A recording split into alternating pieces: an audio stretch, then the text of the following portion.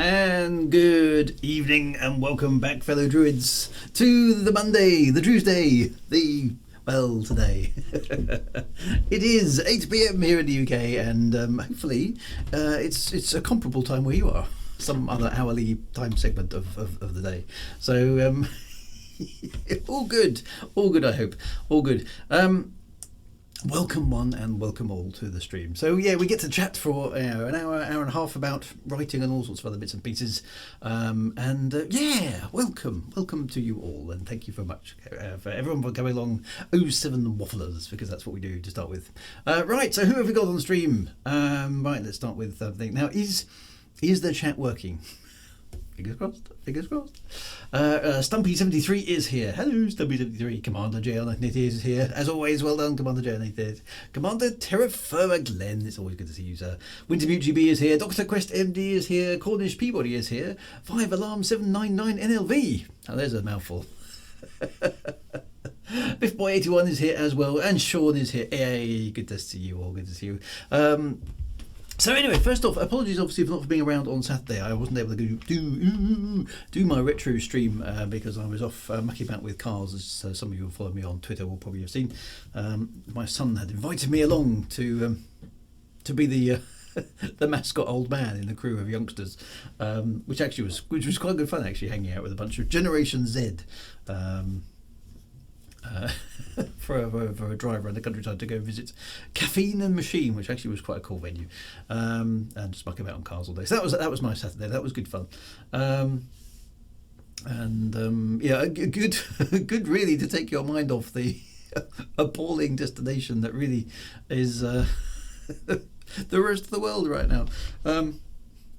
And I wasn't going to focus on that too much because I think everyone's probably sick to death of it because of the amount of stuff. I mean, just literally, the only thing I will say, just as we're beginning to think, hey, just getting a grip on this whole COVID thing now after a couple of years, I'll tell you what we really, really need now is a war in Europe. Oh dear, crazy world. Anyway, we all know about that, I'm sure, but it does make you think, doesn't it? Because you're kind of just looking at this thinking, come on, really? And then you're just watching the news reports coming in. It's just terrifying. So I don't know. I don't even know what to make of it. It reminds me so much. Actually, I suppose many of you are the same age as me. It reminds me so much of all the stuff that was happening in the 80s with the Cold War stuff and the threats of nuclear stuff now being thrown about. I don't think, hopefully it's not too serious yet, but it's people are waving that whole nuclear thing again, which is not happy. So yeah, it's what a crazy place the world is. I don't know what's really going on. Yeah, 21st century playing the 20th greatest hits pandemic war. Yeah, it does feel a bit like that. It's like it's what was it? Spanish flu in when was it? Was that just after the First World War? I can't remember when the Spanish flu was. Then obviously, there's the First World War and the Second World War. It kind of seem to be, it was 1919. Yes, it's almost 100 years, isn't it? It is exactly 100 years. What we don't want now is the Great Depression. I mean, we've kind of had the Depression, haven't we? 2008 or thereabouts, but I'm not sure if it was quite as bad as the one in the 1920s. But oh dear. So we don't want to be doom and gloom. So we're going to move swiftly away from that topic. Oddly enough, I did have a topic tonight that was going to be originally I'd sort of scheduled in for this evening, but I think given it might get slightly depressing, it might not be what we want to do. So I've changed my mind. We're going to do something else. When we eventually do get to the topic, of course, we will segue across. But there we go. Yeah, basically it's the Expanse and Putin is Mao or Ehrenreich or both. And say, I know, I can't decide whether he is playing some very cunning game or whether he's just deranged. I'm completely on the fence on that one, so I don't know. The 2080s are going to be great for music. Yes. How many of us are going to be alive in the 2080s though? That's a long way off, isn't it? There we go. It doesn't appear that we are learning from our mistakes. No, it doesn't appear that we're learning from our mistakes at all. And I'm not enough of an expert on geopolitics to comment one way or the other. I just, I don't know. I've tweeted a few things this week about it. Particularly there's a nuke sort of come back on the agenda because I haven't thought about. I don't know about you guys, but I haven't really nuclear weapons haven't actually really come into my consciousness for many years, and then suddenly this week, or mostly last week, obviously suddenly trying to actually having a long conversation with my 18-year-old son about nuclear weapons, and I was like, this is trying to and he basically said, well, how what kind of what do these things look like? So I basically took him through a few YouTube videos. His expression on his face, as the sheer awesome power of a nuclear weapon and what they would be capable of doing in the modern world is just utterly terrifying. So a bit weird. Evening or peace, brothers and sisters. I think exactly right, shiny red flag. That's exactly where we got to be, because what can we do? As individuals here. It's madness.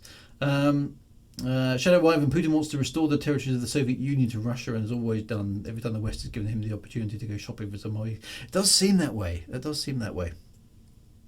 So, I'm just watching the thing. The fact that the Poland will then potentially. Well, it depends. It depends what happens. The Ukrainians are fighting a very, very brave fight at the moment, and the Russian military doesn't seem to be making as much headway as we kind of anticipated they would. But weird stuff. Anyway, Just Build and Play, hello there. Commander Tragic Blue is here as well. Have a Boo Boo is here as well, and Dio977 is here as well. Anyway, welcome, my friends. We'll segue on to more cheerful things as soon as we get. It's interesting actually, because obviously the thing that plays into my head almost straight away is all the kind of post-apocalyptic things, because there was that slightly depressing conversation. Is right, if there is going to be sorry, veering back to nuclear bombs again. If there is going to be a nuclear blast, do you want to be taken out in the bang, or do you want to survive in the post-apocalyptic world and have to have to fight zombies or whatever it is that's which is going on? What you don't want to be, you don't want to be in the intermediate stage where you get badly wounded but you're still alive. So that zone is definitely the wrong zone to be in. You either want to be, I would have thought, incinerated instantly so you don't actually know what happened. Or far enough away from the bomb that you're not actually injured by it, but obviously then civilization collapses around you. So maybe that's not a good place to be in either. I don't know. There's part of you that goes, no, I need to survive, and the other part of you that's going, no, just give me a quick exit. I don't know. It's very, very strange. The thing is, where I live, I'm only 65 miles away from London, so the chances of me surviving a fairly major nuclear strike on London is virtually zero. So I don't think I'm going to have to worry about that particular one. Given the power of the bombers these days. Glenn says the whole thing has really brought back thoughts of my dad. He was a refugee at the age of 8 in Poland, running from the war back then. Yeah, that must be, because he knows Ukraine. He knows of the Ukraine, obviously being next door to Poland. So and it gets very close when you hear from someone you played with in instances, and that he's fleeing towards Poland, is now stuck. Yeah, so when you have friends in that part of the world, it's terrifying. Sad part is that both the Russian and Ukrainian people will and are suffering for this geopolitical. And this is the thing. With the politics around this, the EU and the UK and the US are now done some fairly significant economic sanctions, which will impact the Russian military machine, but it will impact the Russian people far more. It's just so much. I suppose this is the thing. It's so much unnecessary suffering being inflicted by people in power, and you just ask yourself why, because these are just imaginary lines on a map. They don't exist, these lines. The thing that I've always come back to when we talked about nationalism and patriotism and things on this stream before, and I just don't get it. I really don't get it. I struggle with this one, because I tend to look at this as a planet with some humans on it. And I appreciate that. I like to have my house, and that's kind of the boundary of my land. And I kind of get, the traditions and the ways of living that your country has, but particularly when you're sharing a landmass with other people, these arbitrary lines that get drawn, and they don't exist. Lines on the map are not real things. They're just constructs. So all those sort of things. It's very odd the way we organise ourselves. JL, it's even closer to London. Well, you've got a better chance of being totally and utterly incinerated then, my friend. Then you won't have to worry about it at all. Small bit of comfort for you there. The Russian military hasn't pursued its usual tactics in Ukraine yet. If they do, the Ukrainian military will be obliterated along with mass everything. Yeah, so I don't know enough about the military strategy on the ground to be able to comment, to be honest. But I don't know. Are they being very restrained in some ways? It's bizarre. Glenn says, I live where aerospace and military are located here in the US. Probably will be in the radius of nukes when they start raining. That's right. So there's nowhere safe. I mean, I don't know. I don't know enough about the military launch capabilities of the different countries. I know that Russia's got more warheads, but in terms of delivery capability, how far they can reach at the moment, and how many of those things you could potentially shoot down before they got to you, or whether even shooting down nuclear missiles is actually a good thing or not. So currently mainly Russian and Ukrainian people, they just have the worst time because of this. All people in Western countries will go through more anxious and economically bad time. Yeah, so I mean, economics is already hitting. I don't know if this is this. I mean, it's probably the same for the rest of Europe. I don't know how bad it is in the rest of the world, but our energy prices here in the UK have literally next month are going up by 50%, just like that. 50% increase in gas and electricity combined fuel cost, which is it's just like, where are you supposed to get that money from? Because there aren't any pay rises on offer, and that has to come out of what little disposable income that you did actually have before, which for most people in the UK actually isn't all that much anyway. So some people are genuinely going to be in the situation now where they have to choose between food and heating, or switching lights on, or switching TVs on and stuff. It's actually got that bad now. A 50% rise in energy cost is huge. I mean, it's inflation in the UK now is running at like 6 or 7%, which is very high historically in the last few decades. But to have a 50% increase in energy costs, that's just unprecedented. That's never happened in my lifetime, as far as I can remember. That's just insane. The price of fuel for your car over here now is £1.50 a litre,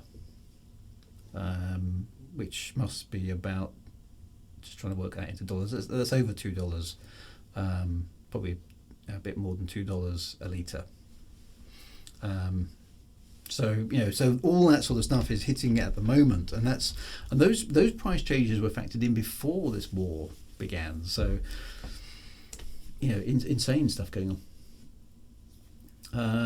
I just came from Moist. Yeah, so I'm just catching up the chat. People with power never care about the common people. Well, this seems to be the problem, doesn't it? Drew, isn't Dungeness Power Station near to you than you are to London? Yes, thanks for reminding me of that. To be Dungeness Power Station is literally 20 miles away from me, so if that got hit, that would be bad news. Although it's very much close to being wound down, Dungeness Power Station, but I'm sure it wouldn't be good news if it got hit by anything. That's probably true. I don't think it's generating a great deal of power anymore. They are trying to wipe it out and tidy it up, but that's a massive operation. I just came from Moist Noodle Stream. He's watching Ukraine and very worried about Space Cutler. YouTube in the Star Citizen community, who has also fled to the Poland border, is now stuck because of the conscription. Yeah, so I heard that is there a rule in the Ukraine where if you are 16 or 18 or older or under 60, I think, and interestingly enough, and male, you're not allowed out of the country. I believe that. I don't know if that's actually true, but I've heard that, which is kind of that's pretty. That's tough. That really is. 18 to 16 has to stay male, so just build and play. There we go. Okay, so that's the thing. This whole thing made me look at the optimistic sci-fi world I'm writing and lose my appetite for, because it seemed too fantastical a concept. I did get out of that fun. It does give you pause, doesn't it? Because I suppose as writers, we have the ability to take situations that we're seeing and then kind of incorporate them in storytelling. And when you get an unremittingly grim thing presented to you quite intensely over a number of few days, your brain absorbs it. There's nothing you can do about that.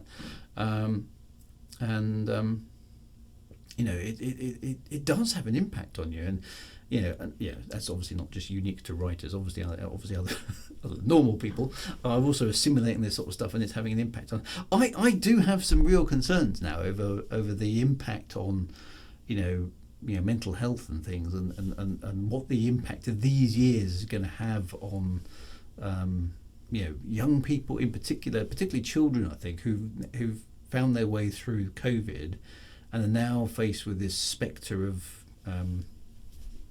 economic chaos and war going on the periphery of a lot of their experiences, and in some cases, obviously, not on the periphery; they're actually stuck in it. And it's just it's tragic. It really is tragic, and it's just an awful situation to be in. And did you hear about the tweet by the Russian space minister kind of hinting at the threat to deorbit? Yeah, so just stop being an asshole. Just be. Why can't we be nice to each other? Got to be riding my bike more. Yeah, UK can't shoot down nuclear missiles as we haven't invested in technology. Okay, so that's good news for us. A Russian ICBM will take around 30 minutes to hit London, so you'll probably have to write "Oh bugger" in your diary. Assuming we know when the timer goes off, because presumably the Russians aren't going to tell us. By the way, we've launched a missile. You've got 30 minutes. I don't know when we'll detect them. Sean says, tomorrow I'm recording 2 interviews with Canadians who live here in Orkney, hearing about their friends and family members who, though they have no military training, have taken up arms to protect their homeland of their very own freedoms. Wow. Humbling. Yeah, and it does. This is interesting. I don't know about you guys. This makes me wonder, because I'm not on. I have no experience of being in any kind of combat at all, of any serious. Had fights in the school playground. That's about it. But to actually take up arms, to defend your country because some invading forces are coming in to attack. That's a whole level of experience beyond. Anything that I can conceive of actually happening here in the UK. And I wonder what our society here, because I'll give you an example. We've actually had a small panic here where I live, because one of the you remember we had a few months ago we had the petrol or gasoline. I'll just translate that.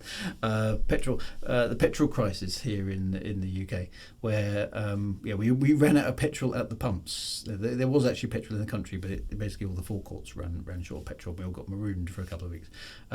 Interesting enough, a very small version of that happened over the last weekend, but only here where I live. So there was a run on all the petrol stations again, because apparently 1 or 2 petrol stations closed down early. For reasons which aren't entirely clear, and then everyone just assumed there was a panic going on, so everyone panicked. It's like, you idiots, just stay still, it's okay. And but no, massive queues, panic buying, and it's like, really? And it's just like, you despair at the mentality of people. So I don't know, crazy stuff.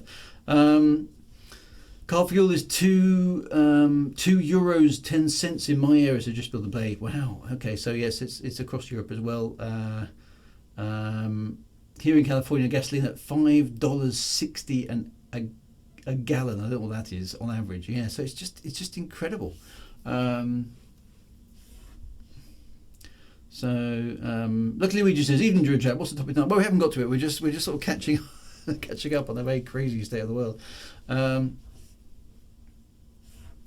Same as the toilet paper stuff. Yeah, panic buying. Yeah, nobody's learned any lessons, and we seem to be. I don't know. We seem to be less resilient now. And it's if what worries me is if something really actually properly does go wrong.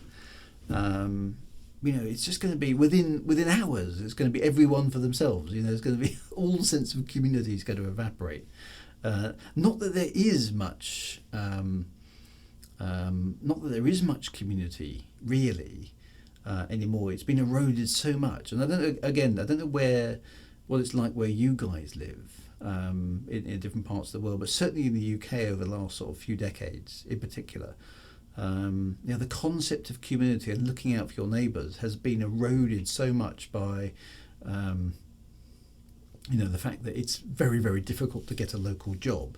So everyone has to commute somewhere else to get a job, to major kind of conurbations where the tech industries are, or the retail stuff. Because all the retail stuff, of course, is now out of town. It's not in the town.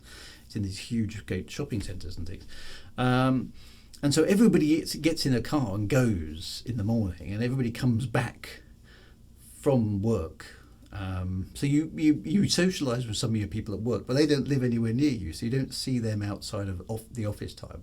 And because everybody basically comes back to their homes in the evening, basically parks their car, drives up, goes home. Nobody socialises in the home environment. Everyone just comes in and bangs on Netflix or Amazon Prime, whatever it happens to be.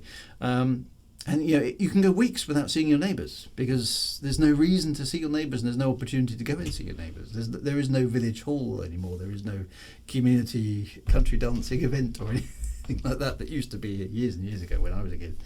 Those things don't happen anymore because there's nobody there who remembers how to organise things like that. Everything is, and social media and all those things can have a contribution to all this sort of disconnected, digital, electronic way of socialising with people. And I don't know, some of that stuff is good and some of that stuff is bad, but it occurs to me that there's very little sense of who actually lives near you at all.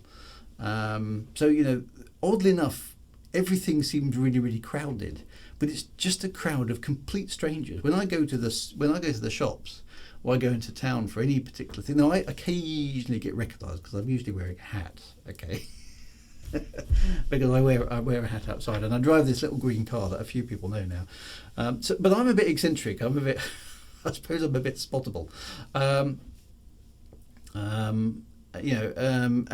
have a conversation with a few people I do know that I see, but the vast majority of people, of course, entirely strange. And I can go into most places, and everybody is a stranger effectively. Whereas when I was a kid, I remember, and I grew up in a village, so rather than a town.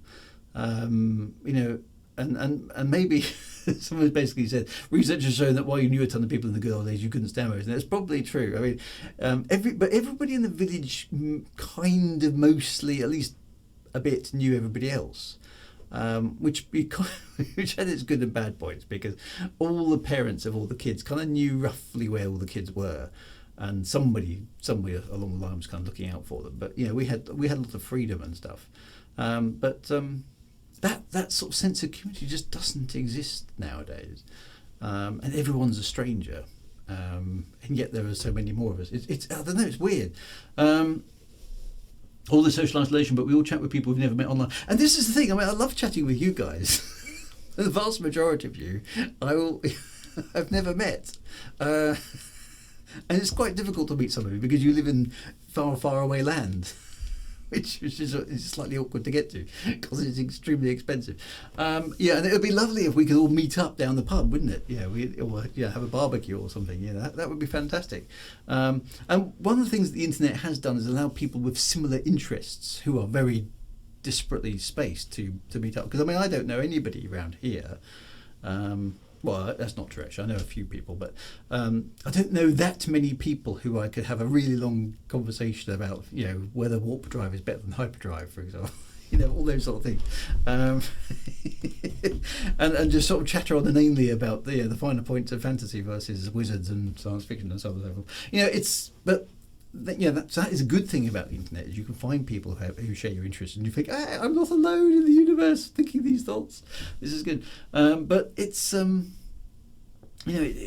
don't know. I'm undecided whether things are better today or whether they're worse for those sort of things, because there we go. I don't know. What do you guys think? Haunted Loaf, there was a temporary burst of local solidarity when the pandemic began. Sadly, it didn't really last. Yeah, there was a bit. I mean, we had a bit of that. We did wave at each other from across our garden fences and driveways and stuff. And is there anything you need? No, I'm okay. Kind of stuff, which was kind of nice. We didn't actually see each other because we were all stuck at home. There was nothing actually going out into your front garden or your front yard, or whatever it is you call it. I'm waving at people and having a conversation from shouted from 5 meters away through masks and goodness knows whatever you were. It was actually, it was different. It was a bit of a novelty, at least to start with. So you did meet a few more people that way, but yeah, weird. Cyril says I was going to go around and see my neighbours, but Drew started streaming. That's all my fault. Glenn says we have lived in the same place for a few decades now. We know maybe 3 families in our neighbourhood very superficially, but we do know other people further away much better. Yeah, it's I don't know. It's weird, isn't it? I don't know what the answer to that is. I don't know. So. A tricky one. Drew Wagar meet up in London. Yeah, well, maybe we could do that. Have to figure some way of doing it. A DrewCon. That would be quite good. Sean says, at least if you meet me, I'll stand you a pipe. Well, thank you very much, Sean. I do appreciate it. I will make my way up to you at some point. We'll head up on that direction. That would be really good. It was the better of times, it was the worse of times. Exactly right. Luckily, which is, I for one value privacy as the greatest good and love not having to deal with that. Yeah, I mean, I do have sympathy with you there, Lucky Luigi, because I have a real fundamental dichotomy with people, because on the one hand, all this isn't actually true, but it feels like it is true. All of my problems are caused by other people. Which I know is very flawed, but you know what I mean. It's like, so and so hasn't turned up to do the thing, or that thing that I bought wasn't quite what I wanted it to be because it wasn't described properly, or the person who was going to meet me at 10 o'clock has had to change their meeting time and they're not going to meet me until tomorrow. So the thing that I was going to do and I can't now do, and I've now got rescheduling. It's everybody else is causing me aggro, okay, by not doing the thing or not doing what I expect to do when I expect them to do it. So on one hand, everything that goes wrong is somebody else's fault. It's never my fault, obviously. But so people can be extremely irritating because they don't do what you want them to do. It's very unlike writing a novel where your characters do what you tell them to do, whereas in real life, for some strange reason, people don't do what I expect them to do, which is very frustrating actually, and it shouldn't be that way, I feel. But but on the flip side, I couldn't, I couldn't stay alive without people. Okay, so all the stuff I do, people who read my books, people who watch my streams, people who do my other bits and people I do, people who run banks and do things, kind of are essential. Otherwise, I would. Would slowly starve to death, I assume, because I don't know how to make. I don't know how to pluck a chicken. I don't know how to make a toaster, all this sort of stuff. So I do need people. I acknowledge this as a problem. So on one hand, I like people, and on the other hand, I don't like people at all. So I don't know. Not quite sure what the answer to that one is. WaffleCon will happen one of these days. It's happening now. This is WaffleCon. I wonder, but would WaffleCon actually work in person? Because the problem is, you guys are so used to sitting in front of your I mean, whatever you're sitting, I don't even know what you're sitting in front of right now. I mean, you might be watching this on a phone, or you might be watching this on your TV, or you might be watching this on a laptop or a desktop piece. I don't know how you interact with this, or whether you've got me on some huge projection screen somewhere. With massive speakers. Maybe that's my ego. I don't know. Twitch doesn't tell me how people watch these things. It's quite funny. But you're so used to interacting just by typing some text. Would it work if we all met in person, or would we all sit looking at each other going, "Right, we're waiting for Drew just to talk"? what would actually happen in real life? I don't know. So alcohol is the solution to most of my problems and the cause of many. Well, yes, alcohol does the same thing, doesn't it? So I've been in Orkney for 17 years, know more people here than I ever knew when I lived in Berkshire in 30 years. Well, you see, I think that's it. I mean, one of the things that really struck me when my wife and I went on holiday to Scotland a couple of years ago, I can't remember where we went. We were not far from... You kind of weren't in proper Scotland, as I like to call it, i.e. north of Edinburgh and Glasgow. We were in the southern bit of Scotland, which is kind of not proper Scotland in my head. I know it is Scotland. This is my perception, which is totally wrong, but it's not proper Scotland. In what's called the Borders, which is kind of I presume it's the border between England and Scotland. The area there is just called the Borders, but we went for a walk, and it was quite a miserable, cold, sort of drizzly sort of day, very unusual for Scotland. We were just walking up this road. There was no traffic, there was no cars, there's nothing. Didn't see anything moving for like hours on end. We just walked up this road because we didn't know where it went, so we just walked up it. Just thought, well, we'll just go for a walk because we can. We saw this lady coming the other way for at least a mile away with a dog, and when she got to us, it was also we were like her best friend she hadn't seen us for years. We got her entire life story over the course of about 20 minutes. I remember thinking, this would never happen where I live. You never stop and talk to anybody for any length of time. You might get a distance, and that would be about it. Or a very, very, good morning. No, we're not speaking, but good morning. I'm going on my way, that sort of stuff. Whereas this lady, no. And I thought maybe it was a one-off, but it wasn't. So we encountered other people on this walk around Scotland, and they all stopped to talk and chat. And they're like, oh, where are you from? Oh, you're from... Yeah. It's like, it took us like twice as long to do this walk because of the amount of conversations we had. And so things are different in different parts of the country, in different parts of the world. Your characters do what you tell them to do. Well, Glenn, yes, that's a good point. Mostly that's true. How long would it take to get to the subject? Well, I don't know. Who knows? 5 Alarm says, I noticed this lockdown as well. All the household arguments are caused by outside issues or stresses of outside issues. They kind of are, aren't they? Because my wife and I do argue quite a bit. You may be surprised to know. It's always usually my fault, but it's usually because we've been stressed by something that's gone wrong outside the house, i.e. something's broken down, or something hasn't been delivered, or somebody's annoyed us because something that was going to be arranged now has to be rearranged, and that's mucked up something else, so we have to make some phone calls to sort something out, or all that sort of stuff. It's just stressy, isn't it? Trying to get things organised. Dr. Question, there is a subject? Well, there will be. Give me a chance.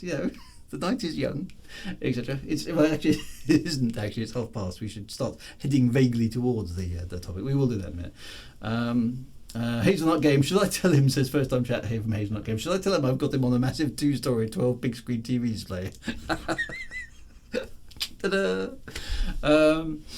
Glenn says, I'm watching Drew and watching the Rocket Lab launch at the same time while on lunch break. Because you could have got a double streaming thing is going on. Dear. We'd all have to be sat in the same room. We'd be typing on laptops to communicate with this channel. So it would be a very strange convention, whereas I would be sat in front of a camera, as I do normally, with the rest of you kind of all round in a semicircle or something, all typing on your laptops with no other sound. It'd be very, very weird. Not sure how well that will work in real life. So a Drek Day, as we call it here. Yes, that's exactly what it was. All right. That sounds about outdoor directions around here. Yeah, that's it. And insect royalty. Hey, well, that's So the whole concept of society is definitely a thing that at some point that needs some attention. I think I don't know quite what the answer to that sort of thing is, but and things are just different now than they used to be. Whether that's better or worse, I'm not sure. But anyway, right, it is time to start heading towards the topic of the evening, which is actually related to science fiction and fantasy. Last week I was putting together a couple of videos. You probably saw them on my YouTube, which were my sort of introduction to sort of slightly more serious, trying to actually occasionally be serious, space game stuff for No Man's Sky and Star Citizen. One of the things in No Man's Sky actually piqued my interest particularly because this whole for those of you, I mean, some of you on here probably don't play video games, but probably most of you do, and probably most of you know that I play video games, and you've probably heard of No Man's Sky, and it's a sort of mostly chilled out space exploration game, and it's very colourful, it's very bright and kind of friendly, I suppose. Very day glow kind of colours and very, very bright and so on and so forth. And quite a few people have, basically say it's not serious enough. It's too, and they use the word cartoony quite a lot. And this had riled me a bit because having dug into the inspiration for that particular game, it turns out it has a very, very particular style that it's trying to copy. And I thought it would be interesting to have a think about this because the type of game it is, it's basically aping back to. You remember, for those of you who are old enough, remember the science fiction and fantasy covers of books in the 1970s and early 1980s mostly. And an artwork by people like Chris Foss and John Harris. So to give you a kind of flavour of these sort of things, I've actually got them up on here on the screen. So let me switch across to here. This is Chris Foss here, this sort of stuff. Okay, so very large, this is a nice one, huge spaceships doing, relatively implausible things. Lots of, hang on, let's get that so we can actually see it. Apologies, I've got a very bright background to my screen, so the chat's not showing up. Let's leave it like that. And you've got some lovely imagery here, and but very, very implausible, I suppose, by modern standards, spacecraft. Here's another one with implausible buildings and sort of weird environments like that, but very compelling. Huge, enormous space lines with very bright nebulosity behind them, all that sort of really, really glorious types of science fiction. And in some cases quite organic looking ships, like this particular one. Not actually specifically organic, but kind of a lot of curves and a lot of organic sort of shapes to them. So that's kind of Chris Foss, and then in some cases very angular designs, very, very bright things. Here's another one with a kind of a ship with a kind of weird interior with glowing stuff inside it and all these sort of things. It's very of its time, and it's very evocative, I think, of a type of science fiction that doesn't really exist so much now. So take this image here, and I know apologies, it's behind the chat, so let's see if we can get that one on its own. There we go. I can zoom this one in a little bit. There we go, just so it's on the chat. And unfortunately, that makes the chat go white. But anyway, I'll let you look at that for a moment. But it's kind of an asteroid, but it's kind of got a set of buildings on it in a weird sort of a way, and some great big spheres on top. It's very much a style that you don't really see so much anymore. There's another one, very similar sort of thing, great mechanical appendages and all sorts of bits and pieces. So it's very bright. It's very garish in some ways. It's very bold. It's very thing. I mean, here's a book cover from that period. E. Doc Smith. Some of you will know E. Doc Smith, and the Lensman and Skylark series are very of this time. And but the storytelling. And that's and Jay, you've hit on a very good point there. Is quite often the artwork has got absolutely nothing to do with the story at all. That was a real thing. Is that the sci-fi cover often had very little to do with the story. That was an odd thing that they did. It is very, very, very interesting kind of style, which you don't tend to see.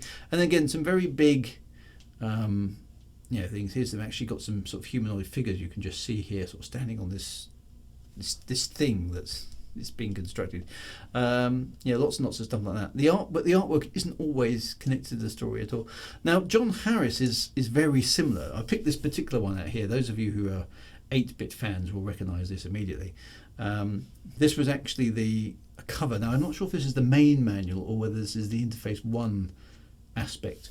I can't remember which way around it was, but this is actually the artwork for the ZX Spectrum manuals.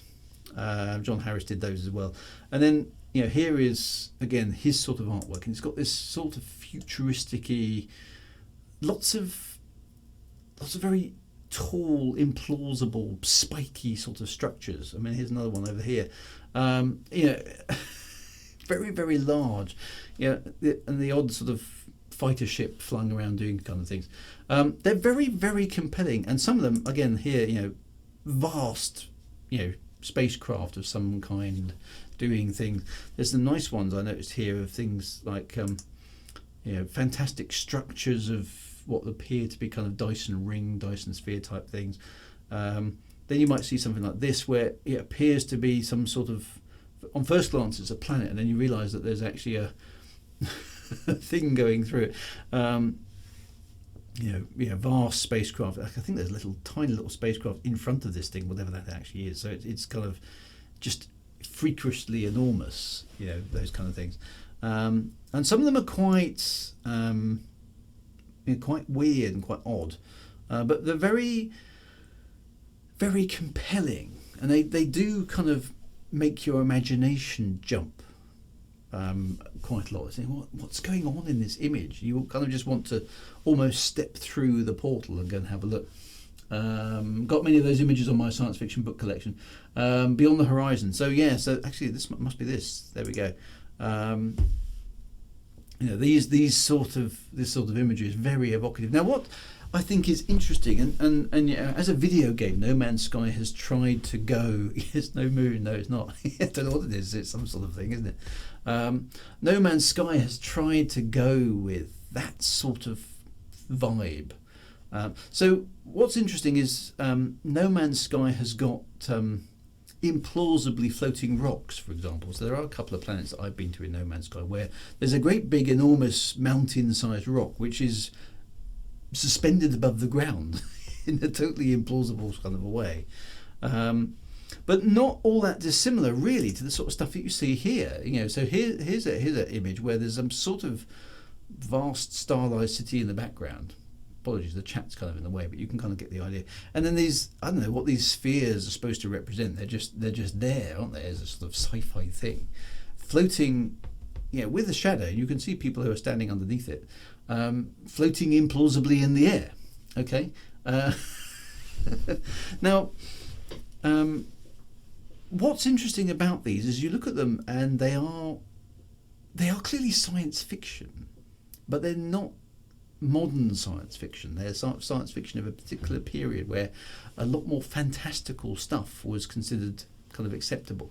And there's been a movement, and the reason that No Man's Sky in particular picked me up on this thing was that, like I say, a lot of people say, it's cartoony, so it's no good, is kind of the implication. It's not realistic. It's like, well, when did it become a rule, is my question. When did it become a rule that science fiction, with the emphasis on fiction, had to be realistic? And what does realistic mean in the terms of science fiction? Because our great and dearly departed master Arthur C. Clarke did tell us that any technology, sufficiently advanced technology, is indistinguishable from magic. So if there are, in the future, our technology is so advanced that we can make a floating ball. I don't know why we'd want to make a floating ball, but let's assume that we could make a floating ball like that. I mean, maybe it's even a relatively mundane thing. Maybe it's just full of helium and it's sort of tethered there. I don't know, but it doesn't look like. I'm assuming there's something sort of a bit more kind of anti-gravity-ish going on there. Or levitation or something, quite why, it's impossible to say. But, who's to say that sort of thing wouldn't happen, okay? what seems to have happened, particularly since in the 21st century in terms of science fiction, science fiction has suddenly had to be very gritty and realistic. And you see this all over the place. So you think of the reimagined Battlestar Galactica, you think of The Expanse. Even to a degree, I think this started with Star Wars, where elements of the Star Wars universe are very much used and quite grimy and slightly busted up and broken down. That realism, if you like, or at least realism as we understand it today, where things are mechanical, where the laws of physics haven't been changed or kind of circumvented in some weird kind of ways, has become kind of what science fiction almost has to be. So anyway, let me catch up with the chat. It looks like a Vogon constructor ship. It sort of hangs in the air very much like a brick, doesn't it? Yeah, I know. But you see, we're looking at this through the lens of, we're now in 2022, aren't they? So these images are quite old. They're sort of, most of them are going to be 40, 50 years old by now. The Hollow Planet thing, Chris Voss's images was from June. So the original June novels, I think you're right, were illustrated by Chris Voss. Drew, the answer is 1968 because of 2001: A Space Odyssey. So that's a good observation, because before 2001: A Space Odyssey, space flight was very, it was kind of a Flash Gordon almost, wasn't it? It was all spangly, colours and various other things. And 2001 became a very gritty, realistic sort of thing. But interesting enough, yes and no. I mean, the spaceship in 2001 was very realistic. Arthur C. Clarke had sat down and thought about how a spaceship would actually work, which was fairly unusual at the time. Okay, so I can't remember many films before 2001: A Space Odyssey where spaceships didn't go past the camera, or when they were moving they went and the stars streamed past them in a bizarre sort of a way. But whereas 2001 did it properly, there was no perception of movement really. There was no sound. There was the ship looked relatively static in space, which is exactly what a sublight vessel would do. And most of the time it's just sitting there with its engines not on because it's not accelerating. It doesn't need to. Which is all good scientific accuracy. And I am quite happy that I applaud that kind of stuff. But it's what that is representing is a technology that's quite close to us. So oddly enough, 2001 itself obviously is now, dare I say it, 21 years in the past. But you know what I mean? Back in the 60s, that seemed like a plausible place that we might reach by 2001, but which was only 30, 40 years away. Okay, so a nuclear-powered spaceship with a centrifuge kind of maybe would be possible. It wasn't, obviously, but it could have been possible. Whereas the artwork that's represented here is sort of so far in the future that maybe the inhabitants of these planets don't even know that they're related to distant ancestors that came from a planet called Earth. Maybe that's so far off. I'm thinking more kind of the Asimov Foundation-y sort of experience here, where Earth is Earth. I've heard vague myths and legends about such a place, but maybe we came from some other planet. But I don't know. It's so far. It feels like this sort of imagery is from a time so far in the future that our expectations of what could be almost don't apply, because this is so far away. It could be 1 million years from now, and floating green balls are very much in vogue. I don't know. So whereas things like 2001, things like Alien, for example, I remember watching those early on, thinking, "Whoa, this isn't the science fiction I'm used to." Where's the ship with the shiny interior? And because you always imagined early on spaceships would have beautiful white interiors and it'll be all organic curves and everything's smooth and harmonious, and the doors unlock and work with wonderful super futuristic technology. You don't have doors on a spaceship, but you have super swishy irisy things, That's what a spaceship's supposed to look like. Whereas this whole mundane is just an airlock that just goes ka-chunk. It was like, really? That seems very, very low tech. And that sort of low tech, not too implausibly far in the future, tech science fiction seems to be very much the order of things nowadays. It's very interesting when you compare No Man's Sky again. Going back to video games, you compare No Man's Sky's kind of doorways and things. You know, it's got a magic portal effectively where you can go anywhere. Okay, if you've already been there, you can go back to anywhere you've ever been in No Man's Sky, no matter whether it's in the same galaxy or the same star system. It's a magic portal. Basically, that's what it is. It's a swirly blue thing that you effectively step through, and zoom, you're back somewhere else, and magically all of your stuff comes with you. Whereas, you know, things like that can't exist in the other video games because they're not, quote, realistic. You know, so you have to manually travel there yourself, which can be very time consuming and a bit tedious. And I don't know. There's this. We've almost lost the ability to tell fantastical science fiction stories. So, you know, the ability to have magic portals, or sometimes even in the case of teleports and things like that, which were kind of, you know, I know in TV series they were very much, you know, this is a cheap way to get our heroes into the action because we can't afford to launch a spaceship every 5 minutes because we haven't got the budget. All that sort of stuff. You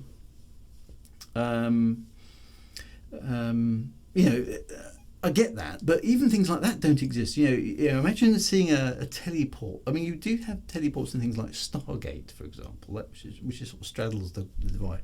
But, you know, imagine and oddly enough, even in the Expanse, I mean, the humans don't have that technology, but there is a sort of portally aspect to some of the, you know, the alien tech that appears in the Expanse and things like that. So, you know, some of those things are there. There's almost seems to be some rules which you can't break and some rules that you can. And it's interesting to compare the video games. You know, so Magic Portal in No Man's Sky, everyone goes, "Ooh, that's Magic Portal," and yet hyperspace or quantum travel or whatever it is, the other thing that, you know, they're called, they're all made up as well, but they're somehow more realistic than the Magic Portal. I don't know. It's one of those things. I feel that this sort of era of science fiction, this sort of slightly fantastical. Actually, the technology kind of is magic almost, you know, because it's so advanced, and it's almost so advanced that people don't even need to think about it anymore. Anything that you could want to happen, you could make happen in a science fiction. That seems to almost not be allowed nowadays. Things have to be a bit more gritty. Things have to be mechanistic. Things have to be, you know, we have to be closer to the laws of physics as we understand them. And I don't know whether that's just a sort of theme of our era and whether it will change again. But I wonder if we've almost lost some of the romance of science fiction by this kind of attention to reality and keeping our stories quite close to home in terms of the art of the possible technology-wise. I don't know. So,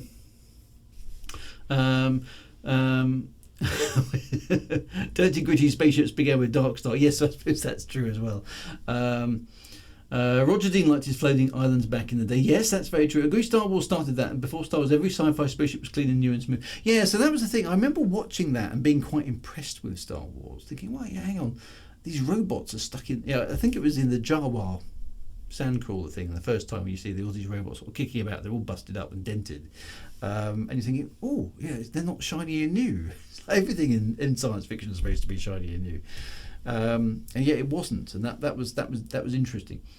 Sean says practicality would still be relevant, however far from the point of boundary. Well, now here's the thing, Sean. You see, that interesting enough, I'm not convinced by that, because if you look at architecture today, okay, so I'm thinking in, let's have a quick look at, architecture.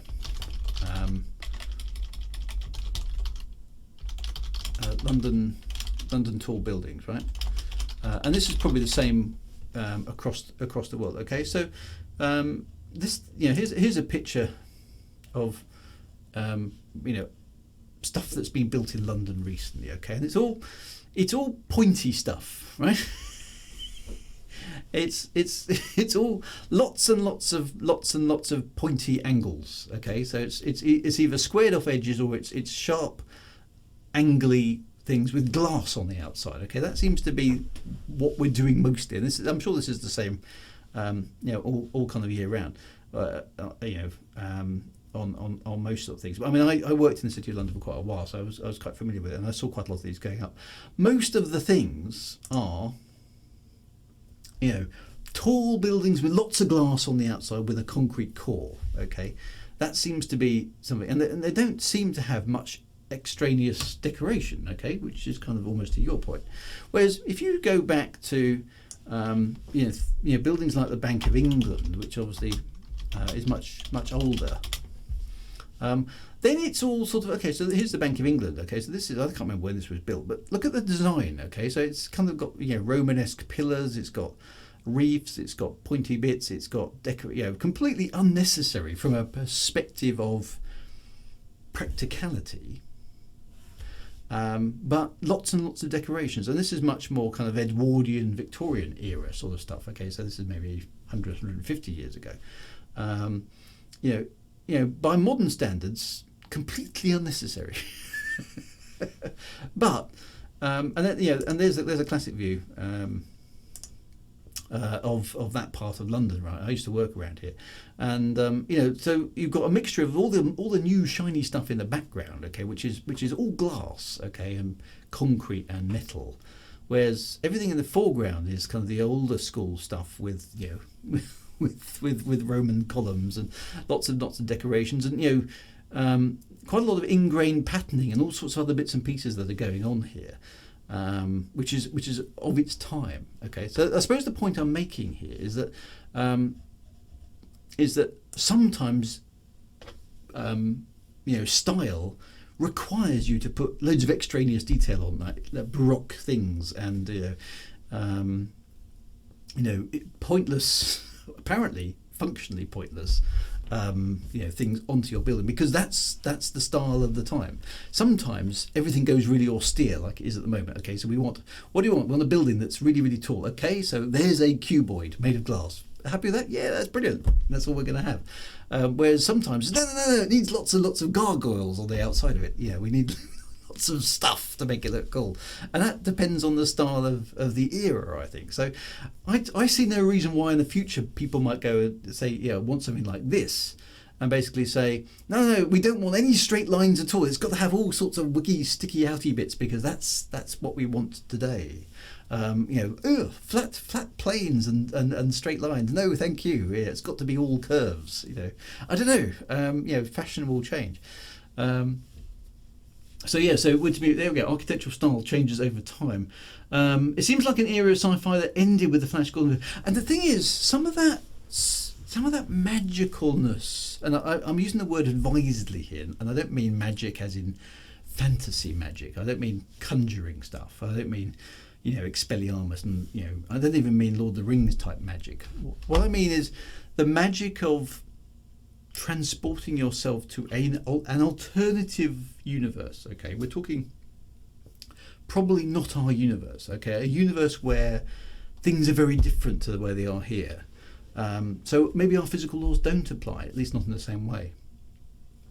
And that type of science fiction, whereby fantastical things, at least to us, can happen and are correct for that universe. So maybe there are universes out there. I mean, who knows, right? Where floating green balls are a thing and they're perfectly normal. I don't know. I also look at. I mean, and some of the cartoons that we had. So now, I mean, I must do it. So, for example, many of you will know that my favourite cartoon ever was Ulysses 31. Okay, so it's a cartoon, and it's got laser swords and weird stuff like that. But what was cool about this is that, other than having cool spaceships and a very, very good theme, they encountered, in some episodes of Ulysses 31, they encountered spaceships and they had to fight spaceships in the kind of most traditional sense. But other times, they encountered Temple of the God. Let's see if I can get the actual image. So the spaceship would sort of ground on some sort of metaphysical environment which somehow then existed in space. I can't get a good picture of this really. That's kind of from the opening theme. Some of you will remember this. It's a bit small, but so the spaceship would come to rest inside a space Greek temple. It would almost get stuck inside, and that ability to have laws of physics which kind of aren't really there. So it almost is fantasy, but it's still got spaceships in it, and that sort of stuff doesn't seem to happen so much nowadays. And I personally found those stories rather compelling, the fact that you could blend those sort of things together. So I don't know what do you guys think about are we very much in this very gritty? Because one of the things that really jumped out at me at the new Battlestar Galactica, for example, the reboot of that a few years ago, was that the good guys weren't really the good guys anymore. Everybody was very and I liked that everybody was very nuanced, and we had personalities, and it wasn't just, hey, we're the good guys, let's go defeat the bad guys. I do like that. I prefer the characters to be nuanced, but I also mourned the loss of the the good guys, let's root for them because they're the good guys. Oh no, they've gone bad this month. I don't know. Treasure Planet, that's a good one. Let's look that one up. These sort of things. Treasure Planet has got, and that's 2002, so that's a bit more recent. But you know what I mean. The idea that it makes no sense, does it, to have a galleon in space? It doesn't make any sense at all. Is this fantasy or is this science fiction? Because it's sort of in space, which kind of gives you a sort of science fiction, but it's kind of fun, and that's the point. There you go. So that's kind of the teaser picture, which kind of gives you a sense. Okay, so planet, space, rings, nebula, stuff going on, somehow standing in the vacuum of space, looking up at the space galleon. It makes no sense. It's not gritty or realistic in the slightest. Okay, but it's fun, and it's kind of like, that's cool, and so it blurs the lines between science fiction and fantasy, that's for sure. Jason and the Wheel Warriors, I think those kind of things are not, but are they? Because I suppose this comes down to what your definitions are. And why can't we have space fantasies to say as well? Well, I think that's the thing is, at the end of the day, it's all about stories and it's all about providing escapism. So, does Star Wars count as space fantasy, or is that a space opera? These things are a bit artificial. As you know, I don't like genres because I find them very limiting. Because the moment you try and pigeonhole something into a space, it doesn't really. What I do mourn a little bit though is that this sort of stuff doesn't get created so much anymore. It is out there, but it's not so common, and most of our science fiction has become kind of quite heavy, with a lot of things like drugs and things like abuse and things like capital punishment. All those sort of themes are being explored in science fiction. Very brutal environments, very brutal choices, and very brutal kind of topics are being explored in science fiction, which may again just be the flavour of the time. But I do mourn some of the innocence of these sort of shows, and and I wouldn't mind seeing something like this for an adult audience, which we don't seem to have.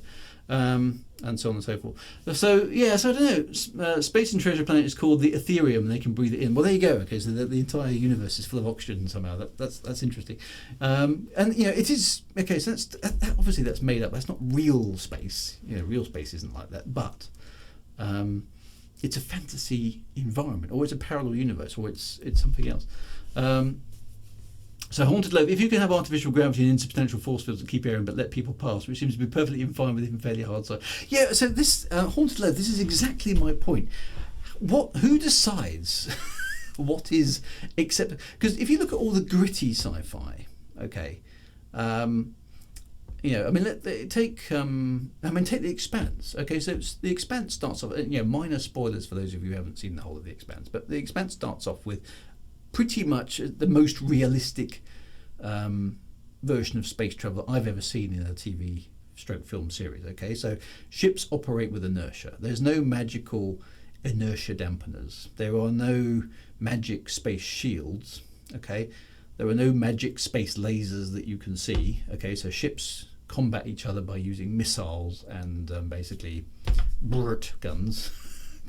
Cannon guns. So it's all that kind of weaponry, which kind of makes sense.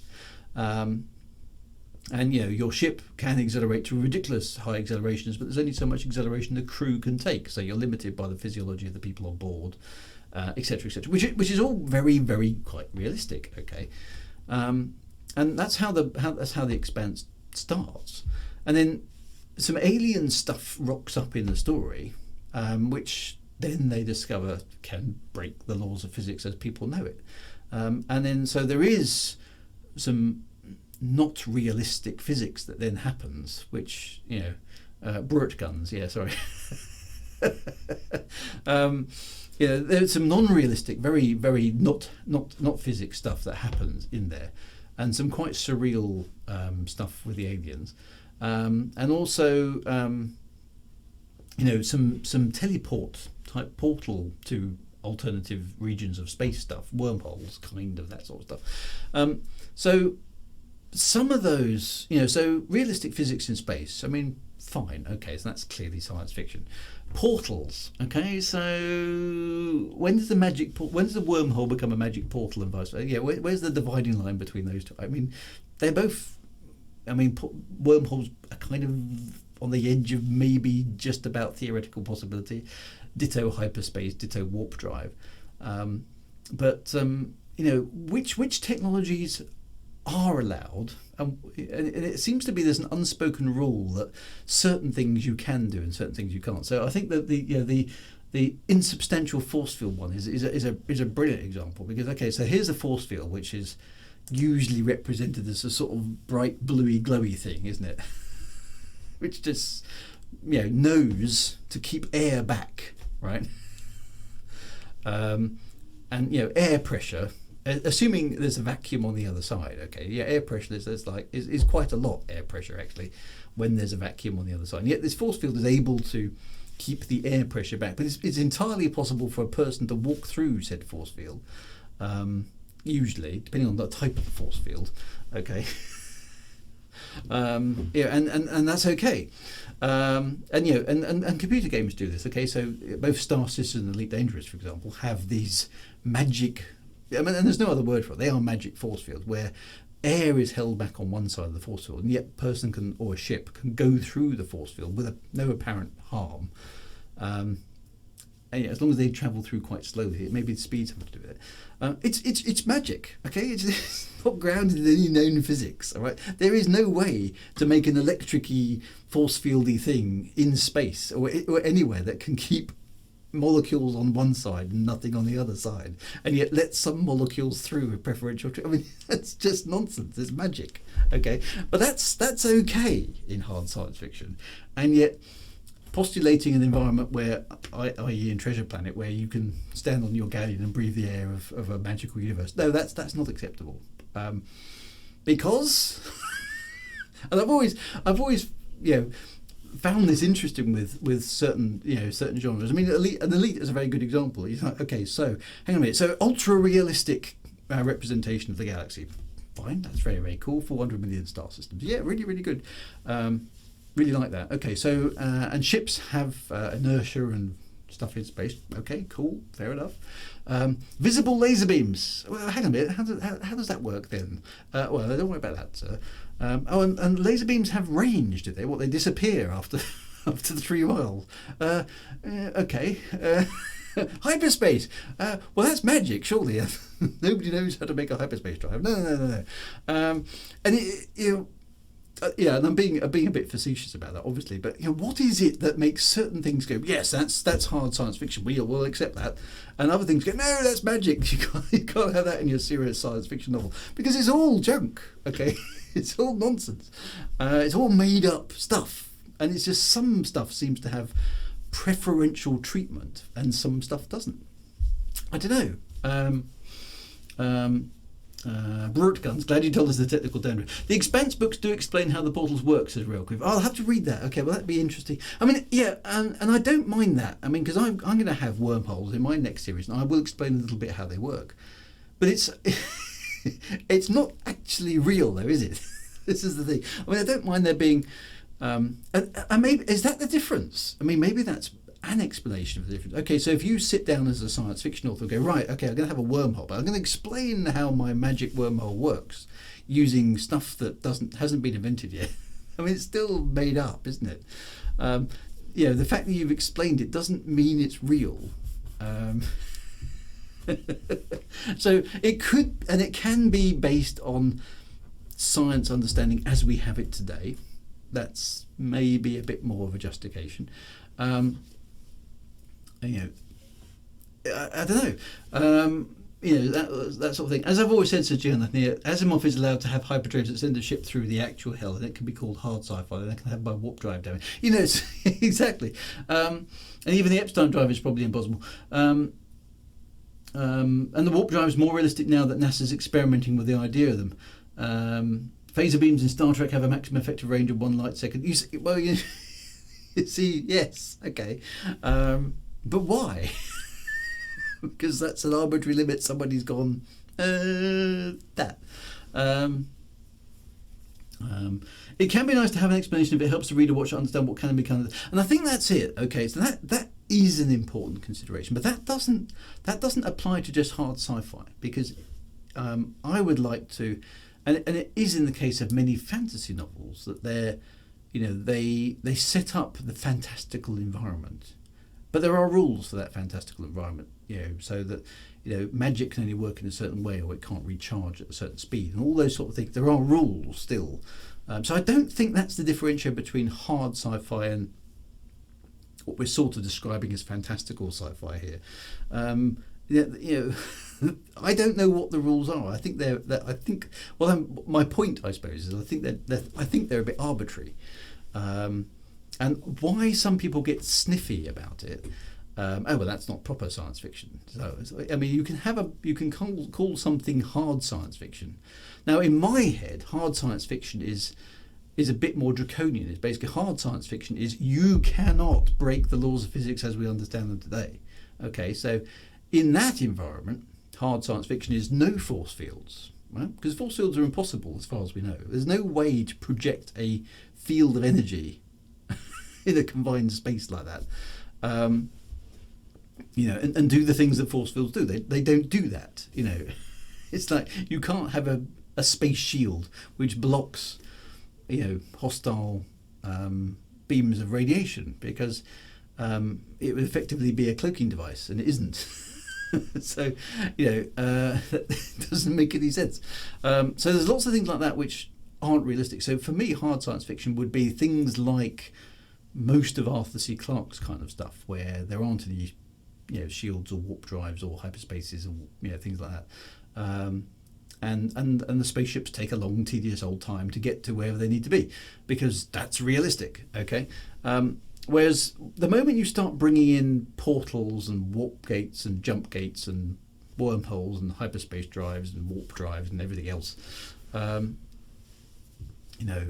sort of things, then you're into, you've started making stuff up, okay, which is fine, but don't try and promote certain making stuff up above other making stuff up. Is that fair?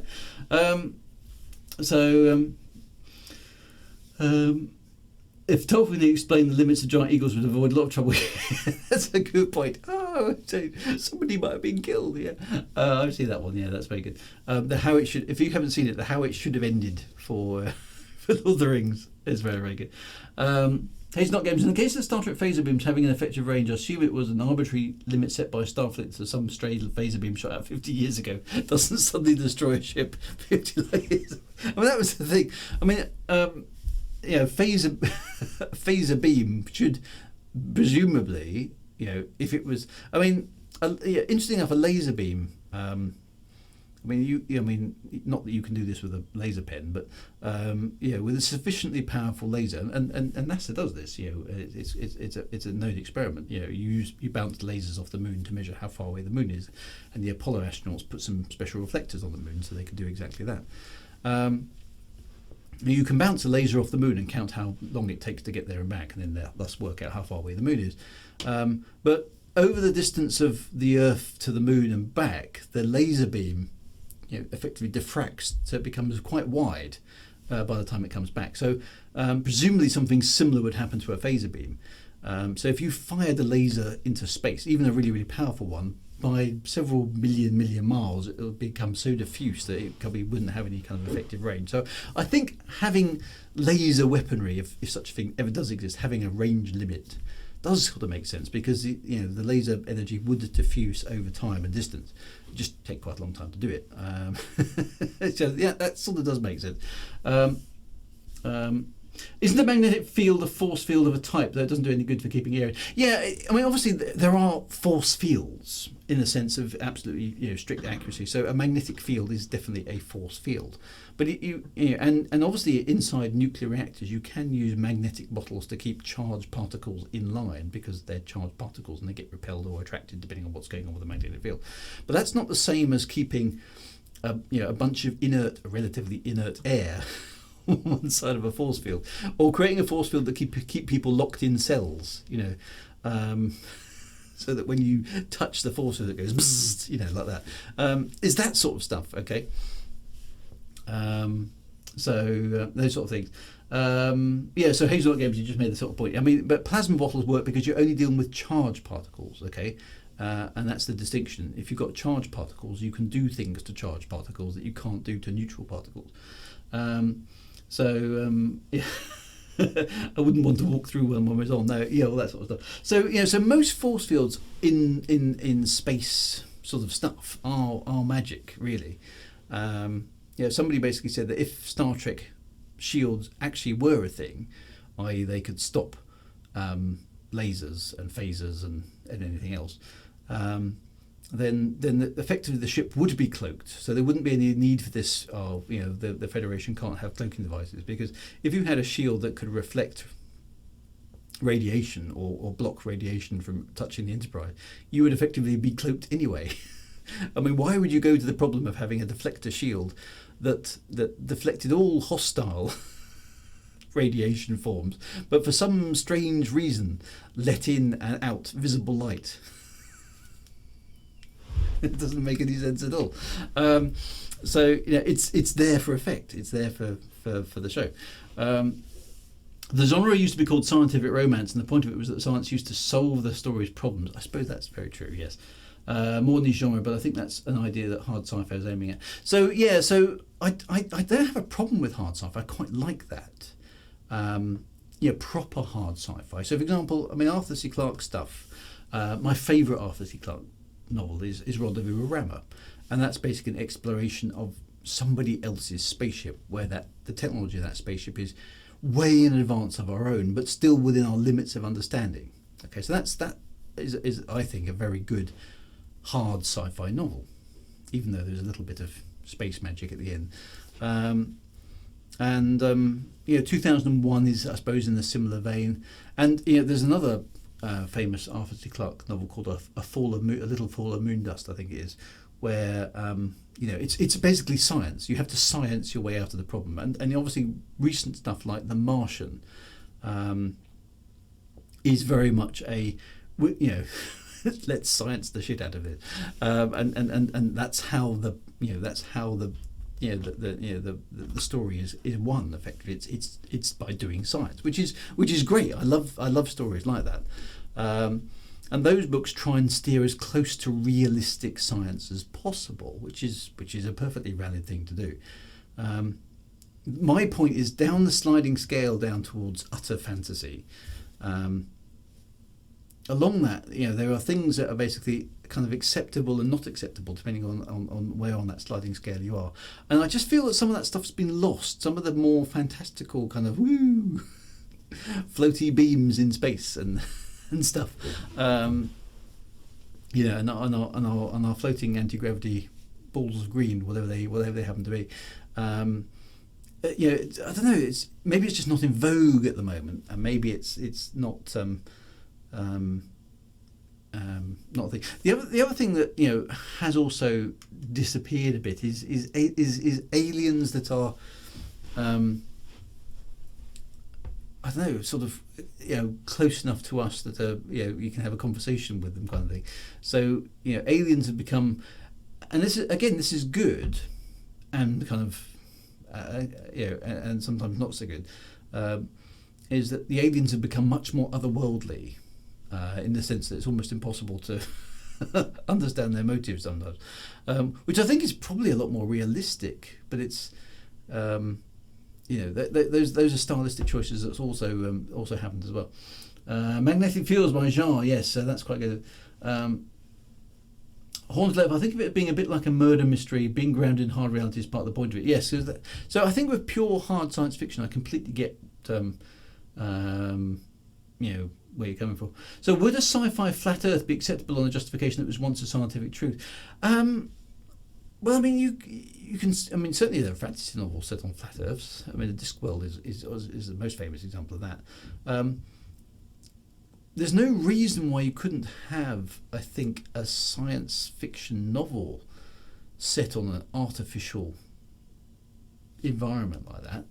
I mean, it's not that much dissimilar to things like Ringworld and stuff like that, which are technologies which are sort of plausible, although a lot of people went to a lot of trouble to explain how the Ringworld wouldn't work. And things like Dyson spheres and stuff like that. I mean, could you create an artificial flat construct? Maybe you could.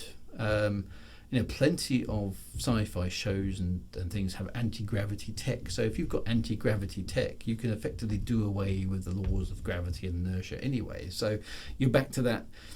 Any sufficiently advanced technology is indistinguishable from magic. So you could. There's no reason why you can't construct any fantastical environment and still claim it to be science fiction. I don't think that's unreasonable at all. So good old B movies. Didn't NASA even comment that the only fantastical element to The Martian was the storm? Yeah, so I mean that's one that jumped out to me when I was reading it. That the storm wouldn't be as violent as it was projected on that film, but it was a pretty good TV show. Pretty good film and a great book. Really well written. Enjoyed that.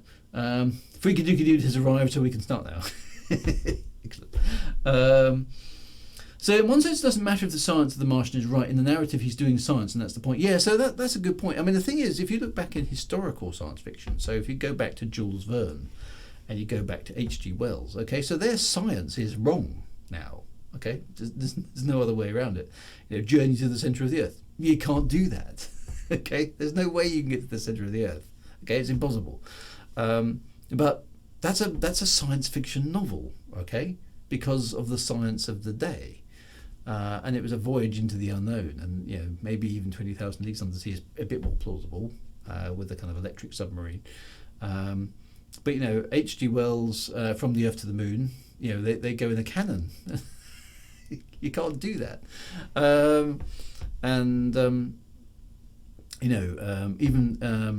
Even the classic War of the Worlds, the Martian invaders. I mean, it's all very cool and it's very well written, but it's like, did the Martians not have any flying machines? What's the matter with them? But nobody had conceived of flying machines when that book was written. So the science is wrong. Okay, the science is parochial. The science is inaccurate. And anything that's written now, the science will be wrong. So all that sort of stuff is interesting. So I'm just curious. I mean, I just feel that we're in a little bit of, not quite a cul-de-sac, but we're in a little bit of a sort of almost a dead end where all the science fiction that's being produced that's kind of mainstream is very toe-faced and very gritty and very ultra-realistic to a point, almost to make a point. We're serious science fiction. We're not doing any of that magic warp drive stuff, but we'll have a few other magic things that are there. And it's just there are some things that are okay and some things that clearly aren't. And some of that slightly more kind of wider ranging, maybe. More romantic in the sense of storytelling. I don't mean romance. Kind of stuff, isn't being done so much anymore. First time chat says Ratswallow, enjoy good sci-fi, sci-fantasy, sci-fact story. Yeah, I think basically it comes down to the quality of the story. Is the story any good? Because if the story isn't any good, it doesn't matter, does it? And Haunted Love, of course, you've got artificial gravity. You can make a world just about any shape you like. So the thing is, anti-gravity is possibly one of my favourite ones. And interesting enough, a thing that in the original lore of things like Elite Dangerous, anti-gravity was very much a no, which I never agreed with, but I understand the choice behind that, because it's a scientific kind of difficulty, it's an impossibility. Whereas most other sci-fi franchises,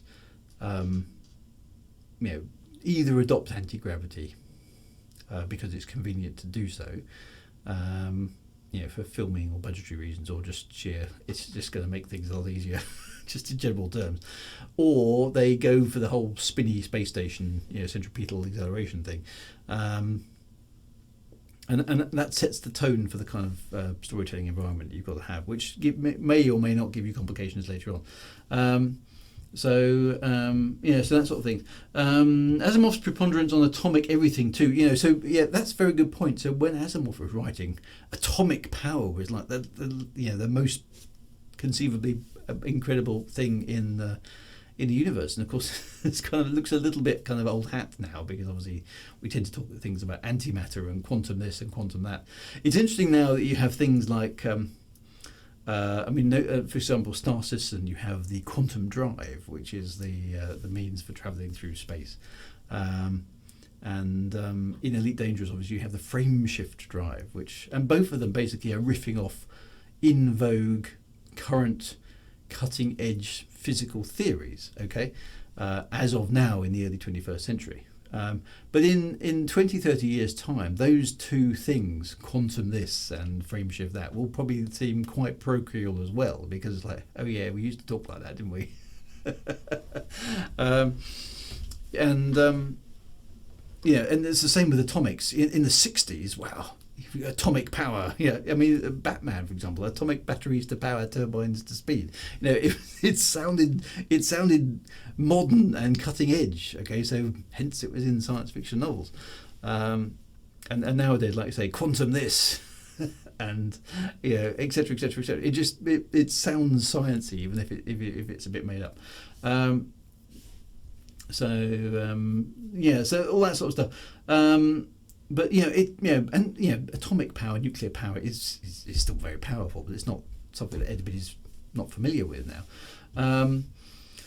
If you want old-fashioned science fiction, we now have superhero films that feel like... Yeah, so that's a very good point, actually, Wintermute GB. So things like the Avengers and that whole kind of DC Marvel thing does fill that sort of vaguely science fiction-y, not quite fantasy space, doesn't it? You're quite. That's a very good observation, actually. Well done. You get extra bonus marks. It does sit in that sort of space. So if you look at the Avengers, you've got kind of magic, kind of tech, kind of otherworldliness.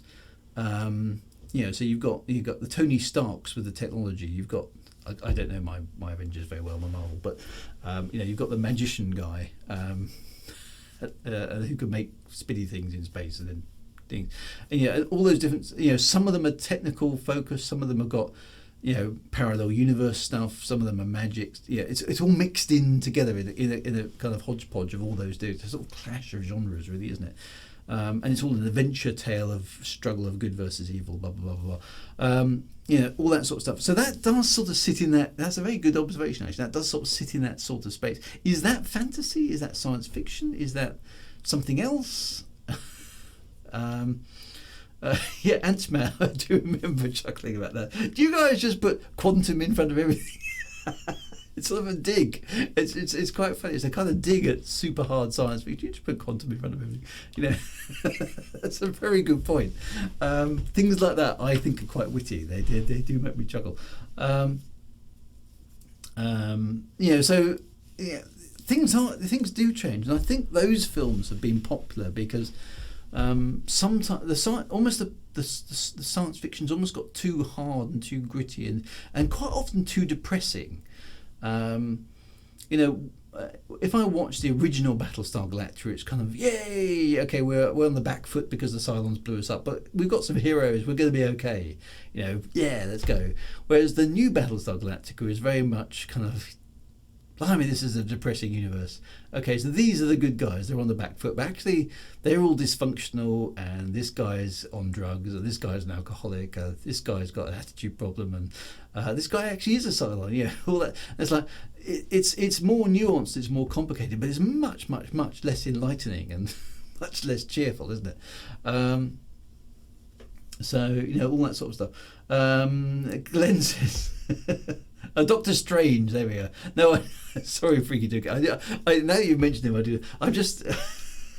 my kids really like the Marvel stuff, and I've kind of watched it, and I've kind of enjoyed it, but I haven't really got into the fandom of it. So yeah, so Doctor Strange, you're quite right. I can't remember any of the others. There's that other lady who does magic as well. She can sparkle red stuff. I don't know who she is, but she was quite good.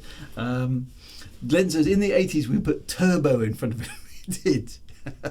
That's right. So it's interesting actually, because turbo, you see, this is the thing. That's a very good point as well. So Winterview and Glenn get extra waffles today. Yeah, because it's a product of its era. Okay, so in the 80s, a turbo was new and shiny and kind of unusual, and kind of, ooh, you got a turbocharged car, right? That was new and shiny and exciting stuff, whereas the average person didn't have a turbocharged car, right? So a turbo was a bit of a big deal. Okay, whereas nowadays virtually every car has a turbo on them, because that's how we've got the efficiency out and the power out of the engines. Whereas back in the 80s, you didn't. Okay, so if your car had a turbo, everyone knew your car had a turbo, because there were the two things on it. You'd either have a big badge on the back that said turbo, okay, usually next to something like GTI or 16 valve or ZX, or, you know, and or FZ, you know. It's funny, there are some letters that seem exciting, aren't there? It's like S, and I, you know, G and T and Z, you know. Those are all exciting letters, okay? But L's a really boring letter. You don't put that on the back of fast cars, okay? L is for kind of laid back luxury and all those sort of things. Whereas GT or SX, you know, or YZ or WF, you know, all those sort of things, right? Or T and I, you know, all those. Some letters really kind of made your car sound a lot better than it actually was. And, you know, there was a pecking order of letters to have on the back of the car. You know, so you'd have things, it's particularly in Europe. I mean, GTI was a big deal, okay, and ZX Turbo, you know, things like this. Turbo SXI, you know, it's a big deal to advertise how decent your car was on the back, okay. And if you didn't have something on the back, which most of them did, what you'd have on the sides is a big decal, okay, so you wouldn't just have a plain thing on the side of your car like you do today. No, the word turbo would be stenciled out in big letters down the side of your car, and that was perfectly acceptable. That was normal in the 80s, okay, to have massive decals advertised that your car had a turbo on it, okay. And even on your dashboard, you know, there would be the normal speedo and the rev counter and the thing, and then there would be this turbo gauge to show you that the turbo was actually doing something exciting. So, and it's everywhere, okay. And Glenn's quite right. So yeah, you'd advertise the fact you had a turbo. But if you bought a PC in the 80s, okay, some of you won't have seen these, but PCs in the 80s came with a turbo button. Okay, genuinely, I'm not kidding you on this. There was a button on the front of your PC, which when you pressed it, it lit up and said turbo. Okay, it basically changed the clock speed of your PC. mostly for compatibility reasons for old software that some couldn't run in like high speed mode. So you press this button, the light would come on, it would say turbo, and your PC had a turbo button. Okay, so everything was turbocharged in the 80s, no matter what. So it's kind of overclocking, but it was called turbo mode. Okay, so much more exciting back in the 80s than it is today. I mean, I've overclocked my PC, and well, yeah, I mean, yeah, whatever. You've got a turbocharged PC, way more exciting. Yeah, and you know, quite right. The old Battlestar Galactica. Check this out. I mean, some of you remember this old Battlestar Galactica. You're quite right. Show made in the 80s. Not Vipers.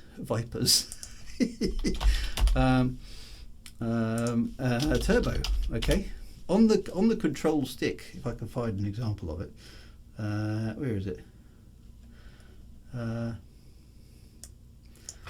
Does it show somewhere the turbo button? Come on. Where is it? There it is. There we go. Look. I mean, there. Look. Okay. So up here. Let me just move it across. This is Boomer. Okay. So there's a fire button, which obviously fires the laser cannons, and then in the middle there's the turbo button. Okay. So even the spaceships had turbo buttons, right? I don't know what the other one was. It says IM. Does anybody know what that one did? I don't know. So you had fire, turbo, and IM. I don't know. I don't remember them ever pressing the IM button. So I don't know what that one does. The original BSG is from the 70s. So I mean, there's a bit of overlap there. I know. But you know what I mean. So the the point of all that rambling is, IM is equal instant messenger. That's right. And every space game copied it. You're quite. But yeah, the cool thing of the time makes it into the science fiction of the era. Okay, so turbos in the 70s and 80s, and atomics in the 60s, and in the 21st century, it's quantum.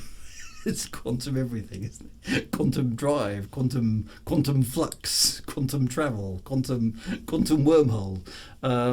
You know, and that will all seem old hat in a little while, okay? Because somebody will invent something new. IM was reverse thruster, was it? Improbability drive. Yeah, I don't know what IM actually stood for then. You know,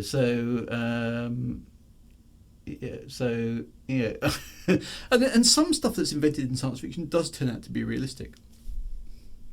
I mean, you know, things like the Star Trek communicator long before mobile phones became a thing, that was quite present.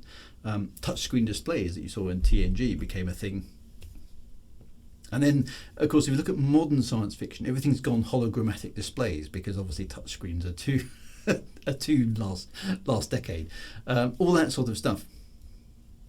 You know, science fiction, you know, special effects and things are tried to look to the future, but they don't look all that far forward into the future sometimes, and quite quickly therefore they get surpassed by the tech that we actually enjoy. I mean, we were laughing on my retro stream, we're playing a game that's not that old, so Wing Commander 4, which was done in 1996, I think we would discuss, which is okay. It's a while ago, I appreciate, but not that long ago. And of course, a lot of the things that they're doing in the Wing Commander cutscenes don't make any sense even now, let alone in some future stuff. I mean, there was one lovely shot where this poor girl, the computer's not working, so she's basically printed out this encrypted message, and she's decrypting it by hand. Okay, the implausibility of trying to decrypt an encrypted message by hand is just impossible. And she's got this stack of dot matrix style tractor paper about this thick. She's basically holding the top sheet up and going, "That's an A, that's a B," and yeah, it's just like, that's ridiculous. but it's quite funny, and it suits the the mood of the film. But it makes no sense, and we know it makes no sense now, let alone it's bad in that sense. It didn't look further forward, but it's a product of its time, and a lot of that stuff won't work. And a lot of stuff that we now think of as like super duper advanced and kind of like that's definitely pushing the science fiction game on will look ridiculously parochial in not very long. Okay, so all that sort of stuff. Was inverse maneuver. Okay, rail crew. Thank you very much for that. So I knew it was a sort of. I do vaguely remember it being the reverse thruster. Yeah, that makes sense. So inverse maneuver. Okay, so sort of retro thrusters, opposable. Impossible move. Script plot device engage. Improbability drive is definitely good. Star Trek almost got it right. Only turns out the communicator and tricorder are one device called a smartphone. Yeah, you see, that's right. It's, quite close. Some good bits of science fiction in there. But the technology that's on the next generation now looks a bit odd to us because I've got a better laptop now than the one that Captain Picard's using.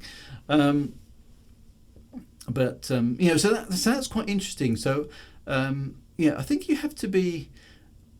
I kind of miss the science fiction that goes so far beyond the now. I think we could do with more science fiction that is set so far in the future that actually our technology, there's no point trying to understand the technology almost. It's like it's not related to anything that we're familiar with because it's, as a thought experiment, transpose yourself. Let's assume the human race we manage to survive, does continue to advance, does continue to improve its technology. Transport yourself 5,000 years into the future, or 50,000 years into the future, or 100,000 years into the future. Okay, what is the art of the possible then?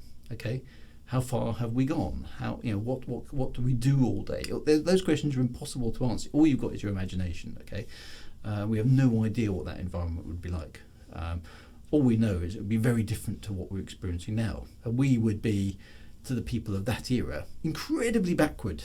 Incredibly limited in our ability to do anything compared to what they would be able to do, and they might not even exist corporeally. There's that sort of stuff that we've talked about. But if they are human, recognisably still flesh and blood like us, but they've got technology that has 10,000 years worth of sophistication. What would they be capable of doing? That sort of science fiction, I think, is a bit underrepresented nowadays by the stuff that comes out, because most of the stuff we're seeing at the moment is quite close, recognisably not too far away from now. It's something we can make the intellectual jump to without too much difficulty. So I don't know.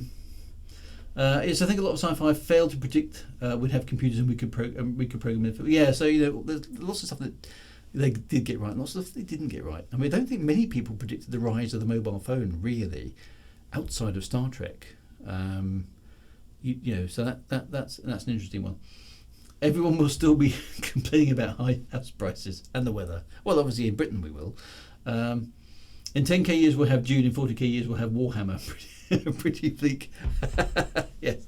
Well, you see, Dune I quite liked from a setup of the universe. It's interesting in the Dune universe. It's almost like we've almost turned our back on technology. We've optimized technology to a point where that's good enough.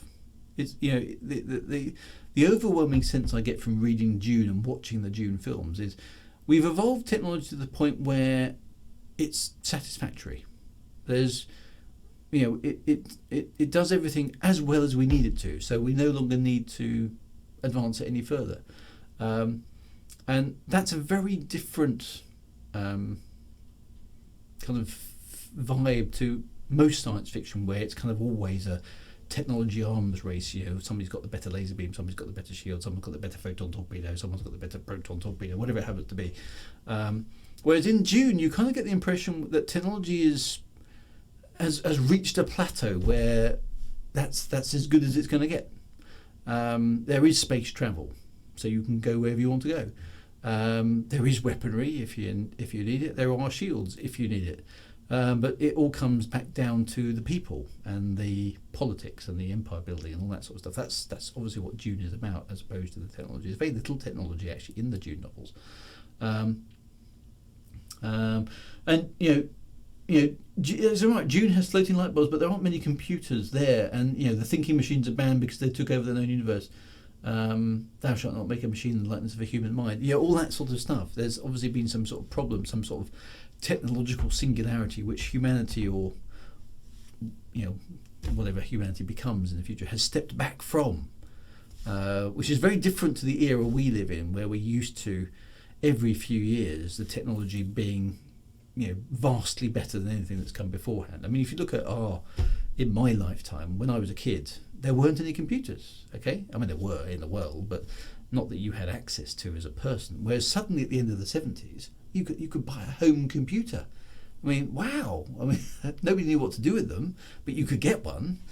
And I remember very, very clearly in the late 70s, saying to my school friends at school, my dad's got a computer. No, he hasn't. It should be stupid, Wagar. Slap.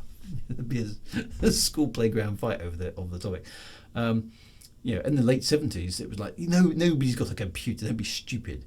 Whereas by the early 80s, 82, 83, everybody had a home computer, okay? Anybody who wanted one anyway. And then nowadays, you've probably got dozens of the things in your house, okay? So, smartphone, thermostat control thing, your monitor, your normal PC, your laptop, your tablet, they're all computers, right? They're everywhere, okay? And even small ones doing small things, Internet of Things, all that sort of stuff. They're literally everywhere. And so and you look at anything related to computer. I mean, Moore's law is the biggest obvious example, where computer power sort of doubles every few years. It's not actually a law; it's more an observation, but it's called Moore's law. Okay, and we're used to the new graphics card that's come out today is 16 gigabillion flops better than the last one that came out 2 years ago, which was cool then but is no longer cool now. And this new i9 processor is 60 billion times as fast as that i5 processor from a few years ago. That's how we are accustomed to technology right now. But that doesn't necessarily hold true forever. Maybe we get to a point where actually we have refined that design.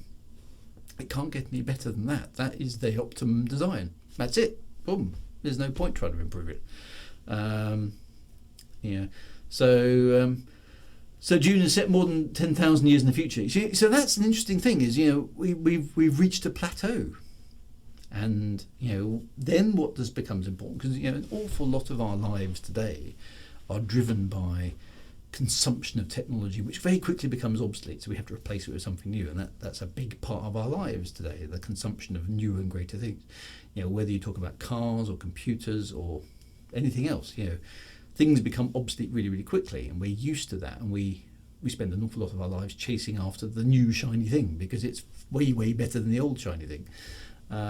Whereas that hasn't always been the case throughout human history, and it may not be in the future either. We may be living in quite an unusual era when, oh my God, you imagine living then when everything was changing every 5 minutes. That must have been really, really irritating. Whereas now, actually, we've just got really, really cool stuff that's just brilliant all the time. And we don't need to change it because it's brilliant. Things can change. And I just think that sort of view of a different environment in science fiction would be nice to see more stuff like that. I'd like to see more Ulysses 31 style spaceships exploring the inside of Greek temples, and I don't know, some of the more fantastical elements as well. I feel we've missed some of that a little bit, perhaps. I don't know. So there we go. We're still stuck with Windows. So in June they let technology almost take over and had a massive war. That's right, to get rid of the thinking machines. That's very true. And now you get slapped for saying your dad's not got a computer. And some of us use Macs. 10,000 years in the future, technology's convergence is exactly it's called Linux. It's a Linux system. So there, and it's interesting actually. You look at the older science fiction. The specifics of the technology aren't there. So if you look back on, and I know some of it's just down to budgetary cuts. But if you look at old science fiction, how they used to store. I'm thinking of things actually. I used to like it in things like Superman. So, for example, if you remember Superman 2, when he accesses the knowledge of his lost homeland, because the planet's been destroyed. He just has a crystal, doesn't he? And the crystal, it just lights up, because that's what crystals do, obviously. But when you put the crystal into a slot, it is able to project hologrammatic messages. There's no wiring. There's no obvious power supply. There's no mechanism there. It's just a crystal which has some imbued capability, and then it's able to construct things in weird and wonderful ways. That sort of slightly fantastical element to science fiction I'd like to see more of that sort of stuff, rather than it's just technology, and it's technology which is clearly only a few orders of magnitude reviewed to stuff that we have today. I don't know. So was that Superman's USB 55? What's really funny is there's very little sci-fi written where AI turns out to be a good thing. Yeah, that's a good point. It is. Yeah, AI is always bad. We always and science fiction does. That's another. That's a topic for another day, isn't it? That science fiction reflects the fears we have about our own society today. So the crystal is basically just a funny shaped DVD plugged into advanced 3D TV. We don't know, do we? Yeah. Crystal skulls, yes. And there's Ian M. Banks, yeah. So he's done some good stuff with the culture novels. So that's definitely worth a read if you haven't read those. So that's that stuff is interesting. So yeah. So we ought to talk about the reflection of our own fears in science fiction. But it's science fiction is a product of its time. So if you look. I suppose in some ways the technology of the time gets reflected in the things like the turbo button that we've discussed. Sometimes the fears and concerns and the style of storytelling gets reflected. In the 80s, most of the stories tended to be quite optimistic. So you'd have a bunch of plucky heroes defeating the bad guy, rah rah victory. I'm thinking of all the TV, Airwolf, the A-Team, Battlestar Galactica. They're all, the good guys always win, don't they? Whereas nowadays, who the good guys are, the bad guys are, is a bit more vague, which I do like. But sometimes it becomes, can't we just have some good guys again? You know what I mean? So I don't know. It's quite interesting. Maybe one day wireless might turn out to actually be real, or maybe one day wireless will actually work properly. That would be good. Should have had Superman plug the crystal into the pedestal that gives an upgrade message error. That's one thing that's always made me laugh on things like Star Trek, when they board an alien ship and they go straight to the thing. Oh, this seems to be some sort of comms array. So okay, can you download any useful information? They never turn around and go, you know what? I've brought the wrong cables. This is USB 61. I've only got USB 75. Quite funny. The good guys always win, except in Blake 7. So Blake 7, dodgy sets and some of the other bits aside, good storytelling there, because the good guys were. That's a relatively early example of where the good guys were not actually necessarily good.